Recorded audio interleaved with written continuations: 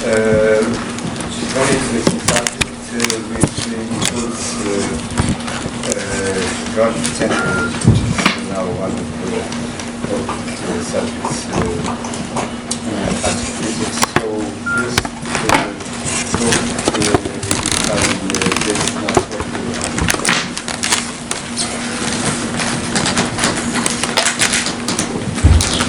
I will present the results from our project. Our project is a gravitational and Jovanovic scale structure of the universe. It is a basic research project, and our results are presented in many national and international conferences and seminars, and also published in national and international refereed journals. Our research team consists of 7 researchers: Jovanovic, Luka Popovic, Edi Bond, Natasha Bond, Marko Stalevski, Duško Borka, Vesna Borka Jovanovic. Jovanovic is the leader of the project, and he is engaged with the 10 research months, and as you can see, every one of us is engaged some number of research months. No one is completely whole year, but there are 7 of us, and in total we have 40 research months. It would be like we have almost 4 researchers which are involved 12 months a year. And we have some project tasks within this main project. Just to say that not all of our topics are divided into these 3 sub-projects. These 3 sub-projects cover one part of our researchers, and that the part is not into sub-project, just it is not a part of our research. These are variability of the radiation in the spectrum of active galaxies, radio sources and structure of the matter at cosmological scales, and effects of the modified theories of gravity at large scales. And here you can see some preview of our main investigations in the project. We investigate gravitation at different scales. Here you can see a figure of central supermassive black hole of active galactic nuclei. We investigate singular and binary black holes. Then, as you can see here, we investigate orbits of S stars around Sagittarius A star in the center of our galaxy. And here is the scheme of gravitational lenses. We also research lenses. And then baryonic Talley-Fisher relation of spiral galaxies and fundamental plane of elliptical galaxies. What would be the objectives of the project? In the scope of our project, there are more types of researchers. We do theoretical investigations, numerical simulations, and also the comparison of the modeled results with astronomical observations. And it includes the following gravitational phenomena at galactic and extragalactic scales. Supermassive black holes, which are considered to be located in the center of most of galaxies, and therefore the formation and evolution of host galaxies is fundamentally influenced by properties of their central supermassive black holes. Within our project, we investigate the effects of strong gravity in the vicinity of supermassive black holes, their activity and deviation from their accretion disk. And also, there are investigations of infrared radiation from the dusty torus in active galactic nuclei and in quasars. Here you can see one of our published papers. I will present one part of results. For each sub-areas, 1 or 2 published papers. Here you can see simulated image of relativistic accretion disk around the supermassive black hole and its emitted iron K-alpha line. We developed a model for relativistic accretion disk around supermassive black hole, and we also simulated X-ray radiation from such accretion disk in that line. And here you can see comparison between simulated and observed iron K alpha line profiles. And we use these comparisons to determine the parameters of relativistic accretion disk and of the central supermassive black hole. In this paper, we obtained this figure modified power law emissivity in the case of bright spot in accretion disk. This would be that bright spot around central supermassive black hole of phasors. We also investigated different physical phenomena in the disk which cause variability of its radiation. And we made a model of perturbation of disk emissivity, and this paper was published in 2012, and there it is made prediction for Gaia mission, which started at the very end of 2013. And here you can see photocenter positions, these crosses here. These are photocenter positions in the case of an accretion disk without perturbation, this first figure, and the other three figures are with perturbation for three different values of emissivity index. And we can see that the displacement of the photocenter is a function of bright spot emissivity. Then we investigated the supermassive black hole binaries. They originate in the galactic matters, and they coalescence, and which coalescences represent the most powerful sources of gravitational waves. We started to magnetic counterparts of gravitational waves because supermassive black hole binaries in active galactic nuclei can be detected by periodicity in electromagnetic radiation from their host galaxies. And in this paper, we published the scheme of the binary system of supermassive black holes, and what we calculated, we investigated radiation from two accretion disks around components. This would be one component, and this would be another component, moving around components of binary supermassive black holes, moving along Keplerian orbits. And here you can see variability of the iron K alpha line due to Doppler shifts in supermassive black hole binary with the following orbital elements. And here there are radial velocity curves of the supermassive black hole binary, and we studied possible observational effects of Keplerian motion on the shape of iron K alpha spectral line. In this paper, we showed two examples of fitting of observed H-beta spectral line of active galaxy GC 5548 by sum of two Gaussians. And we studied optical radiation from AGN, and periodicity in the shifts of the parts of spectral lines indicate possible existence of binaries, which we showed here.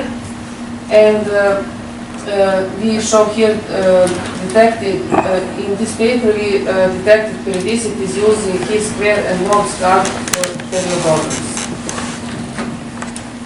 Next topic of our research in the main project would be gravitational lenses. These are massive astronomical objects in which the gravitational field is induced light webbing, and as a consequence, either the appearance of multiple images of some background source, it is macrolensing, or its amplification, then it is microlensing. We focus on gravitational lensing effects on radiation from AGN in different spectral bands, and on application of gravitational lensing in observational cosmology. And here in this paper, we investigated the influence of gravitational microlensing on radiation from AGN, and also we applied model of microlensing magnification map on infrared radiation from dusty torus. In this figure you can see microlensing magnification map, and this influence on infrared radiation from the asymptotically present here. Here you can see simulated mid-infrared light curves due to microlensing, and as it can be seen from figures, this infrared radiation can be significantly affected by microlensing. Then the next topic would be modified gravity as alternative to dark matter. Modified gravity gives the possibility for explaining the observed galactic and extragalactic dynamics using gravitational potentials derived from extended theories of gravity, but without taking into account presence of dark matter. Extended theories of gravity may have observational effects at astronomical and cosmological scales, and we test these modified gravities. For now, these are RN, Yukawa, Sanders, Hibrid, scalar tensor non-local gravity, using astronomical observations of motion of X stars around supermassive black hole in the center of our galaxy. Here you can see results from application of RN gravity potential. Here is that potential, and you can see comparison between the observed and simulated orbit of S2 star. In this figure, we show precession of the theoretical orbit of S2 star, and this red line would be Newtonian orbit, and blue lines are modeled orbits calculated in RN gravity potential.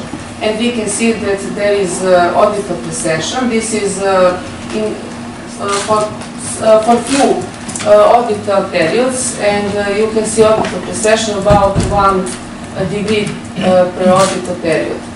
And in this figure, we compare observed and simulated orbit of S2 star. These blue points are observed positions, and we draw this black line. It is our calculated theoretical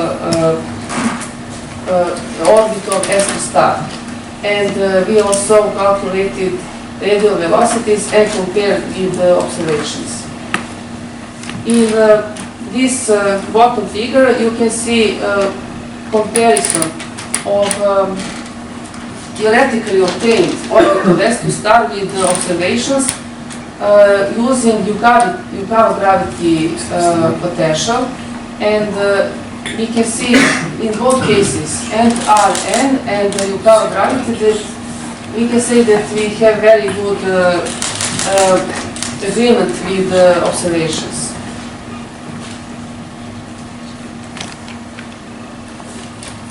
And here, in this paper, T-square statistical test of fitting the S2 star orbits using Yukawa gravity showed that, and determination of the range of Yukawa gravity is that it means quantum wavelet of graviton. In this figure, you can see that this wavelength is in good agreement with the big observations. You will see it in the next slide, in fact not in this, but here you can see what is the limit for the value for lambda and for mass. And now you can compare with this figure. Our value would be somewhere here, and it is good comparison. And besides general relativity, LIGO also tested the theory of massive graviton, Yukawa, and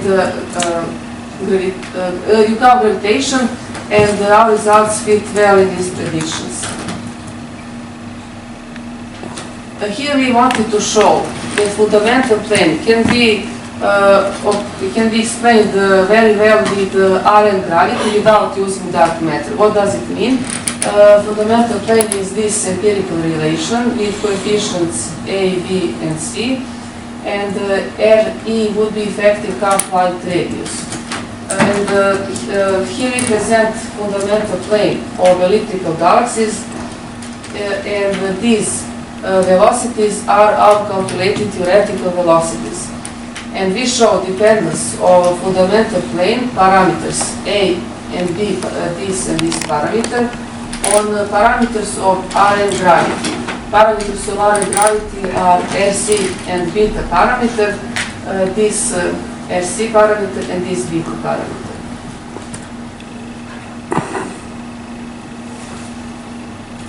Also, we used R and gravity to calculate the baryonic-Fisher relation.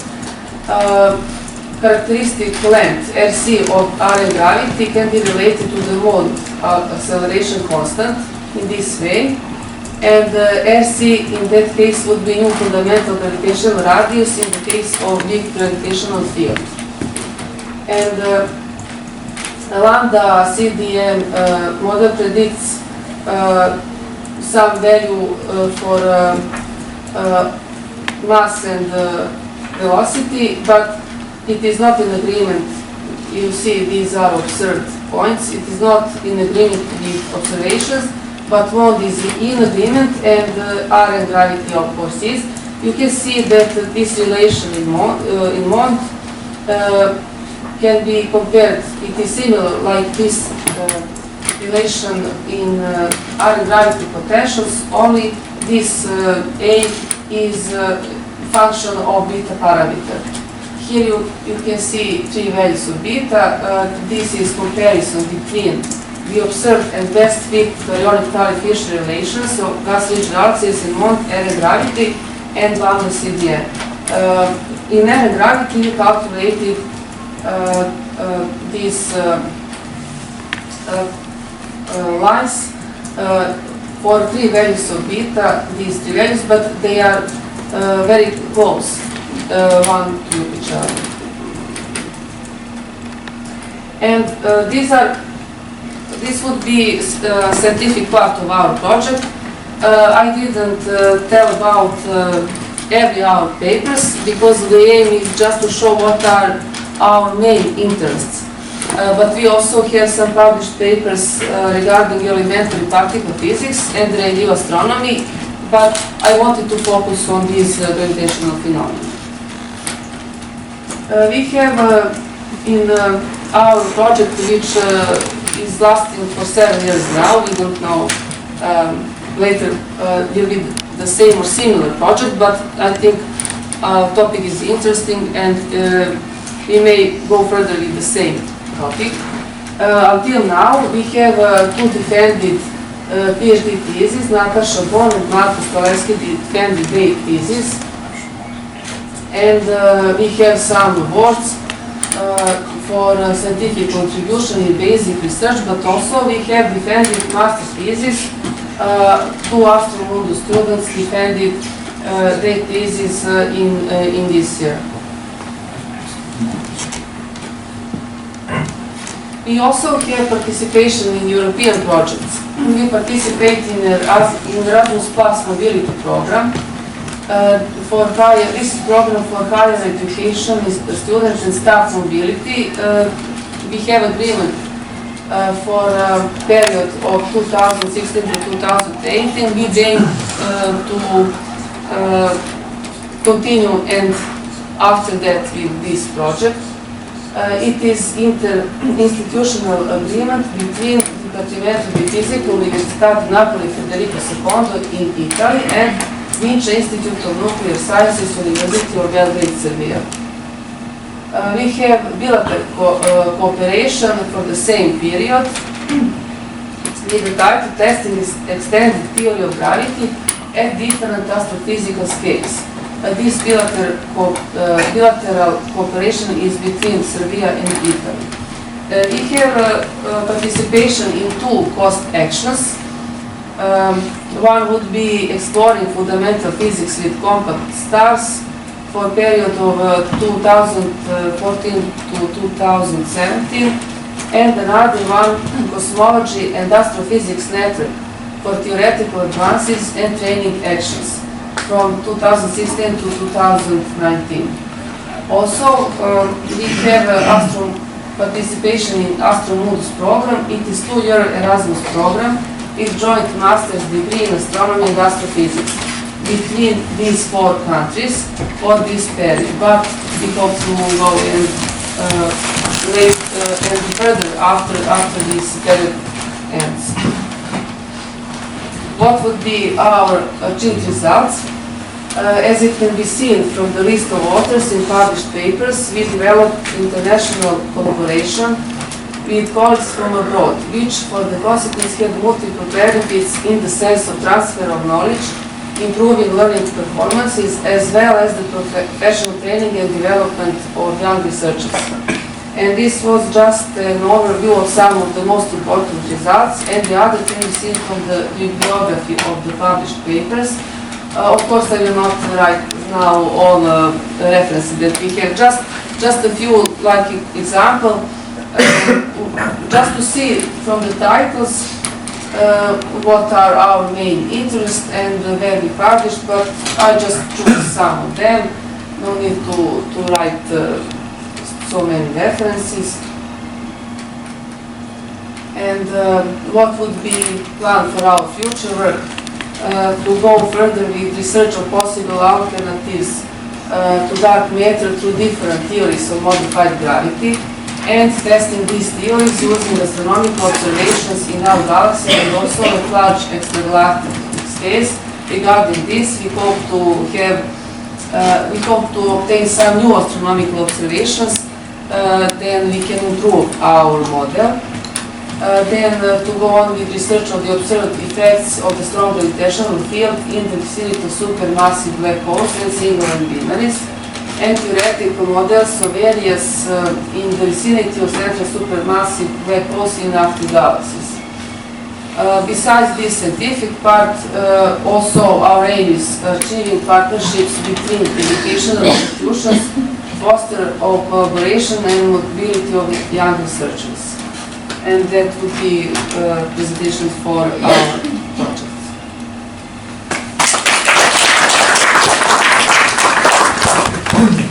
So thank you very much for this excellent description. Any questions?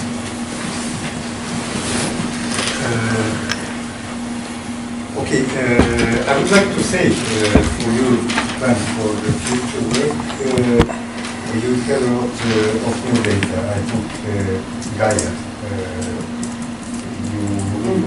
Only to see, I didn't understand, is it available for us or we have to wait some time that they put on the internet? There should be some time to wait. Okay, but never mind, we will get it. But I thought that it would be not so many to wait. I cannot tell you exactly, but there will be millions of stars. So there is no enough potential of existing. They need the researchers to work. It is good because then we will get maybe sooner than I thought. It's normally for all satellite instruments, normally the situation like this. So there are always researchers who are needed because the amount of data is enormous. So I think you will have this data and good for our team. Yes. And for all other projects, of course, not only for us. Sure, but I think okay, Gaia has a great potential for you. Gravity at the VLTI as well. Yes, when you say VLT, we have only until 2009, and we don't have after that what they observed. Maybe it would be good to obtain results, their observations after 2009. We found only for 16 years until 2009. Okay, this is the same thing. You know, ISO have a politics of ISO is that for the first 2 years data are not available. So it is only team or principal investigators who owns the data. Who observe them? Yes, after 2 years the data are public. So you can So we can find. you can find it. And okay, I think for the data previously obtained with the big telescopes that we had, but also of the new gravity instrument who started last year. They observed first. They have first observation very quality of gravity sensor. So you have a lot of work to do. yeah. A lot of this project is devoted to FOR gravity, right? Yes, one part of the project, yes. one part. But you know that the classical gravitational theory predicted some phenomena like gravitational waves. Today they're very popular, as you know. Very popular from last year. And even confirmed. From So, last year, very what popular. about this theory? We have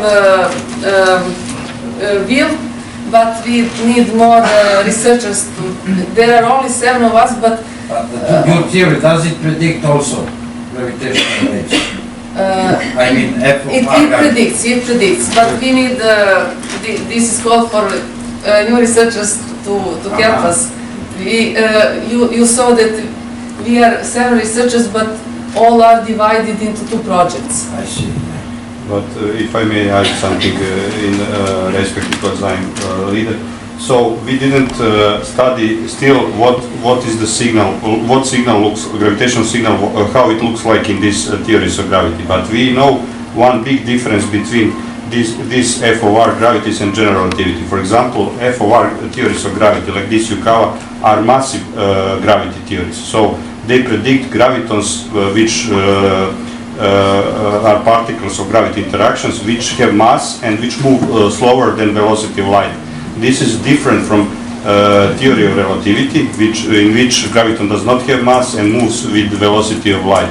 So, but and we started to do, as you saw, we constrained the mass of graviton, and this mass of graviton is still within the good agreement with LIGO observations, because they are aware that except Einstein gravity there could be some extensions which provide massive gravity, and they tested it, and they determined the upper mass limit for graviton, and we did it also, but from S-stars which orbit around, and we showed that test motion of S-stars can be also used to determine the mass of graviton, and this is in good agreement. So we started to do in this field, but we didn't go into, so we didn't study polarization modes of gravitational waves, these cross and plus modes or something like that.